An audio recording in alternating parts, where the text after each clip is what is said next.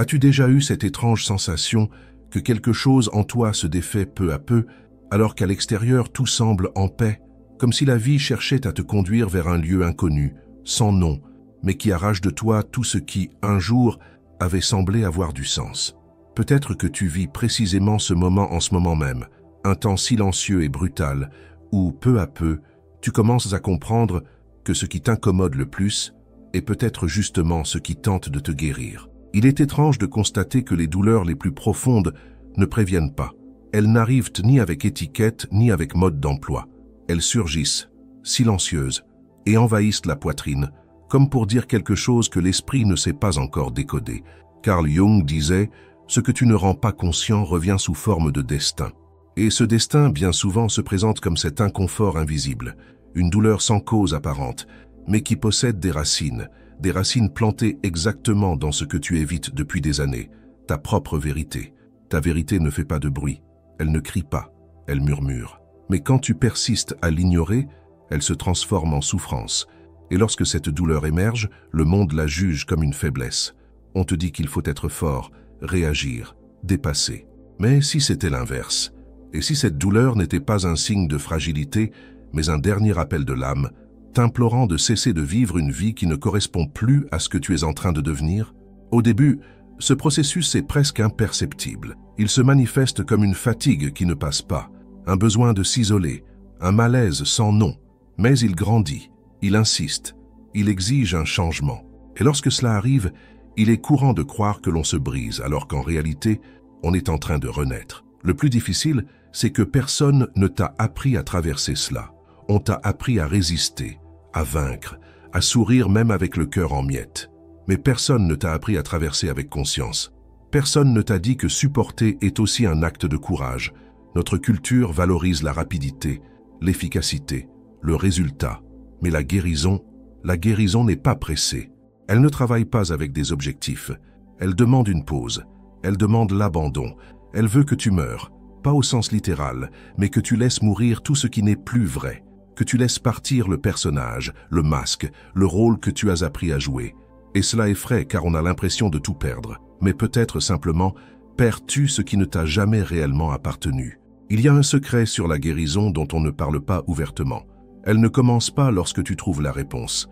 Elle commence lorsque tu cesses de fuir, tant que tu essaieras de combler le vide avec des distractions, des solutions magiques, ou une spiritualité qui promet la paix sans profondeur, le processus ne s'enclenche pas. La vraie transformation commence dans le silence. Quand enfin tu t'arrêtes et tu dis « Je suis ici et je ne vais plus m'abandonner ». Il faut énormément de courage pour rester dans cet espace vide, sombre, silencieux, pour voir ses certitudes s'écrouler et ne pas s'accrocher à de nouvelles illusions, pour permettre à tout ce qui a été évité d'être enfin ressenti. Jung le savait. Il comprenait que la véritable guérison ne vient pas de la lumière que l'on imagine, mais de l'obscurité que l'on affronte. L'ombre ne se dissout que lorsqu'elle est reconnue. La douleur ne trouve la paix que lorsqu'elle est accueillie. Tu n'es pas brisé, tu es en transition. Et toute transition exige de laisser quelque chose derrière soi, d'abandonner qui tu as été, de réévaluer tes liens, tes objectifs, tes certitudes. La douleur que tu ressens aujourd'hui n'est pas la fin, c'est le milieu. C'est l'intervalle entre ce qui est déjà parti et ce qui n'est pas encore arrivé. Ce vide, ce silence, ne sont pas une absence, ce sont un sol fertile. C'est là que quelque chose de nouveau peut éclore. Mais d'abord, il faut supporter. Sur ce chemin, tu n'as pas besoin de réponse. Tu as seulement besoin de rester. Rester avec toi-même, rester avec la douleur, rester avec le silence, rester présent. Et rester n'est pas passif. C'est un acte de rébellion contre un monde qui veut de la vitesse, qui exige l'apparence, qui réclame des sourires. Rester, c'est choisir de ressentir, c'est refuser de s'anesthésier, c'est résister à la tentation de se fuir. C'est dans cet espace que la guérison commence, quand tu t'écoutes enfin, quand tu cesses de suivre des recettes toutes faites et que tu commences à faire confiance à ton intuition. La douleur n'est pas une ennemie, elle est une invitation, un appel, un pont, un rappel qu'il y a quelque chose à l'intérieur qui demande ton attention. Et plus tu essaies de l'ignorer, plus elle crie fort. Mais lorsque tu décides d'écouter, même sans comprendre, elle commence à se transformer. La plupart d'entre nous avons appris dès l'enfance que ressentir est dangereux, que pleurer est une faiblesse, que montrer sa vulnérabilité, c'est trop se dévoiler. Alors nous passons notre vie à avaler nos émotions, à nous adapter, à nous taire, jusqu'à ce que le corps réclame, que l'âme crie, que le cœur implose. Et la douleur arrive, non comme ennemie, mais comme messagère. Elle te dit « Assez, c'est terminé, il est temps d'être entier ». Tu as passé des années à essayer de rentrer dans le moule, à t'adapter, à être fonctionnel, agréable, productif. Mais à un moment, cela a commencé à t'étouffer. Et peut-être que tu ne sais pas exactement quand cela a commencé, mais tu sais que c'est terminé. Parce qu'il y a quelque chose en toi qui ne se contente plus d'une vie d'apparence, qui ne veut plus seulement survivre, qui veut vivre pleinement. Et c'est beau, même si cela fait encore mal, parce que cela montre que tu n'es plus disposé à t'abandonner. La douleur te montre qu'il est temps de revenir, revenir à toi, revenir à ta vérité, se revenir à la maison. Parce qu'au fond, il ne s'agit pas de guérir la douleur, mais de guérir ce qui l'a causé, l'éloignement de ce que tu es vraiment. Ce processus n'a pas de carte, pas de ligne droite. Il est fait de courbes, de pauses, de silence. Parfois, tu as l'impression de tourner en rond, de ne pas avancer. Mais la véritable transformation est ainsi. Elle se fait de l'intérieur, lentement, au rythme de l'âme. Et l'âme ne court pas, elle respire, elle ressent, elle accueille. Et quand tu lui permets de guider, tout commence à s'aligner. Non pas à l'extérieur, mais à l'intérieur. Tu te rendras compte que la guérison ne vient pas d'un coup. Elle n'a pas de date prévue. Elle se dévoile peu à peu, parfois comme un léger soulagement, parfois comme une larme qui coule sans raison apparente. Et cela est déjà le signe que quelque chose change. Tu recommences à ressentir, tu recommences à te permettre, tu recommences à vivre en présence. Et vivre dans la présence est peut-être le plus grand miracle de la guérison.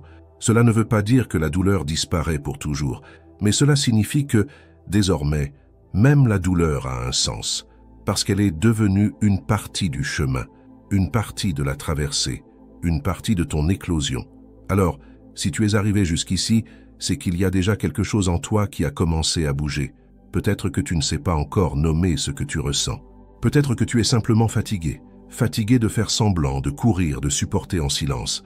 Mais sache, cette fatigue est sacrée elle aussi. Elle est la limite de l'âme qui dit « Maintenant, c'est pour toi ».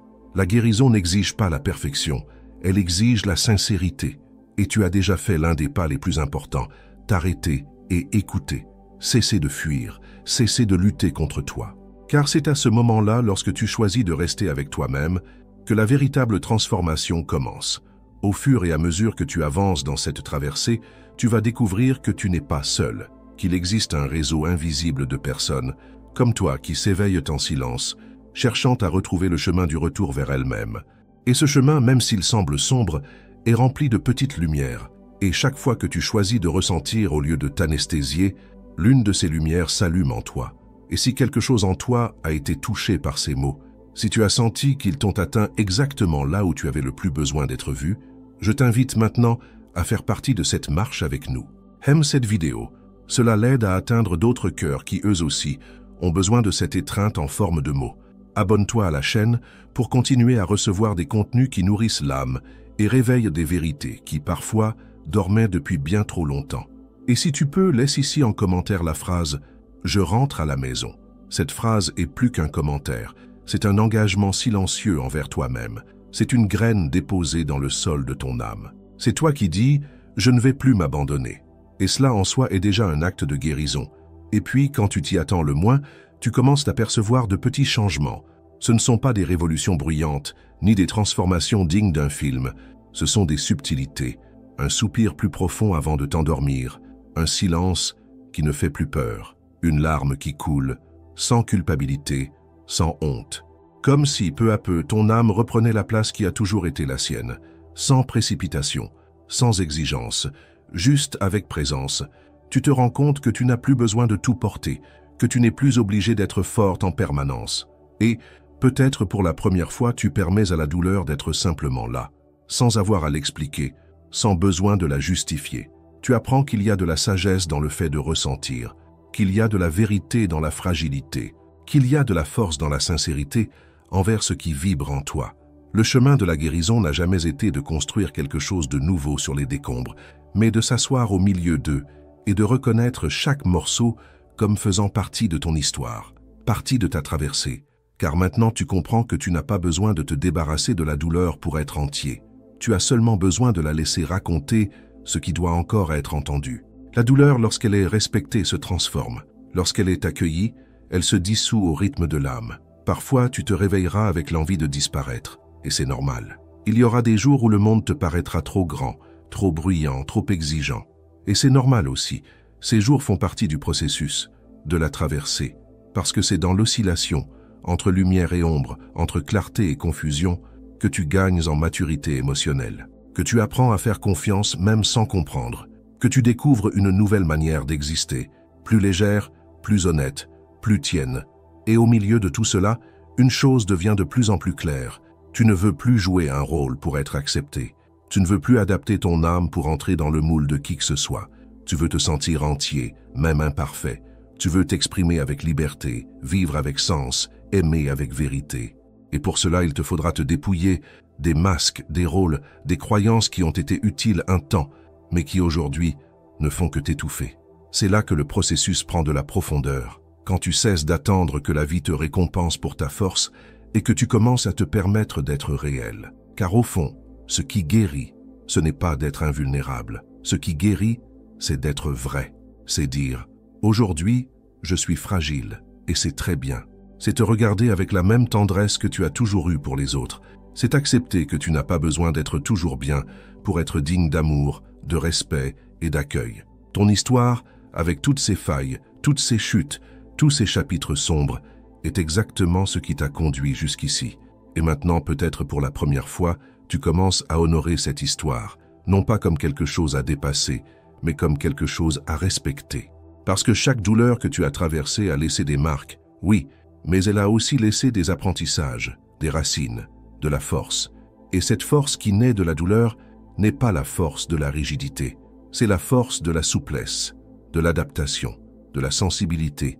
C'est la force de celui qui est tombé, qui s'est brisé, qui s'est perdu et qui a quand même choisi de revenir. Non pas revenir à ce qu'il était, mais revenir à ce qu'il est, à son essence, à son centre, à son cœur. Ce retour est silencieux. Il n'a pas de public, pas d'applaudissements. Il n'y a que toi avec toi. Et c'est dans cette rencontre intime et courageuse que la guérison se produit. Quand tu ne fuis plus, quand tu te regardes dans les yeux et que, sans détourner le regard, tu dis « Je suis là, je me vois, je m'accepte ». Car tout ce que l'âme a toujours voulu, c'est cela. Être vu, être entendu, être ressenti. Et même si parfois le chemin te semble long, même si ta poitrine est encore lourde, même si le passé fait encore mal, tu commences à percevoir un nouvel espace naît en toi. Un espace où tu peux te reposer, où tu n'as rien à prouver, où tu peux simplement être. Cet espace n'est pas à l'extérieur, il n'est pas chez l'autre, il n'est pas dans le futur, il est là, maintenant, dans ta poitrine. C'est le miracle silencieux du processus. Il ne change pas le monde extérieur, mais il change la façon dont tu t'y déplaces. Il n'empêche pas la douleur d'arriver, mais transforme la manière dont tu l'accueilles. Il n'élimine pas les défis, mais renforce ta présence face à eux. Et c'est cela qui rend ce voyage si transformateur. Tu ne redeviens pas ce que tu étais, tu redeviens ce que tu es. Et lorsque cet espace commence à se consolider en toi, quelque chose se réorganise de manière profonde, presque imperceptible pour ceux qui te regardent de l'extérieur, mais absolument révolutionnaire pour celui qui le ressent de l'intérieur. Ce n'est pas un changement radical de personnalité, ni un saut vers un état idéalisé de paix ou d'illumination. C'est un calme qui s'installe au fond de la poitrine, même lorsque tout autour semble encore confus. C'est une nouvelle relation avec le silence, avec le temps, avec le fait de ressentir. Tu commences à comprendre que tu n'as plus besoin de réagir à tout, que tu peux simplement observer, respirer, attendre. Ce n'est pas de la passivité, c'est de la sagesse. C'est la confiance en quelque chose qui va au-delà de la compréhension immédiate. C'est la maturité émotionnelle qui fleurit avec des racines profondes, nourries par les douleurs que tu as choisi de ne pas fuir. Tu vas te rappeler de moments difficiles, retrouver de vieilles mémoires, des douleurs endormies, des fragments d'un passé qui parfois semblent plus présents qu'ils ne devraient l'être. Mais désormais, contrairement à avant, tu ne fuis plus, tu regardes, tu écoutes, tu accueilles. Et dans cet accueil, le souvenir cesse d'être une plaie ouverte pour devenir une cicatrice, une marque qui ne saigne plus, mais qui porte une histoire, le rappel que tu es passé par là, que tu as survécu, que tu as appris, et que maintenant tu es en train d'écrire un nouveau chapitre. Le monde extérieur continuera avec ses bruits, ses exigences, ses comparaisons injustes. Il continuera à vouloir te dire ce que tu devrais ressentir, faire, atteindre. Mais à l'intérieur, désormais, tu as un autre rythme, un temps plus humain, plus respectueux, plus aimant. Et cela change tout. Car lorsque tu commences à avancer au rythme de ton âme, tu cesses de te bousculer, de te saboter, de t'exiger plus que ce qui est juste. Tu apprends à te traiter avec plus de douceur, à te reposer sans culpabilité, à dire non sans crainte, à honorer tes limites comme on honore un territoire sacré. Et dans ce temps-là, tu recommences à te reconnecter aux petites choses qui avaient perdu leur valeur. Une douche longue, un café chaud, un coucher de soleil en silence, une musique qui touche profondément, une étreinte qui dure autant qu'il faut. Tout cela commence à prendre un nouveau sens, parce que maintenant, tu es entier, présent, vraiment là, avec les sens éveillés, le cœur disponible.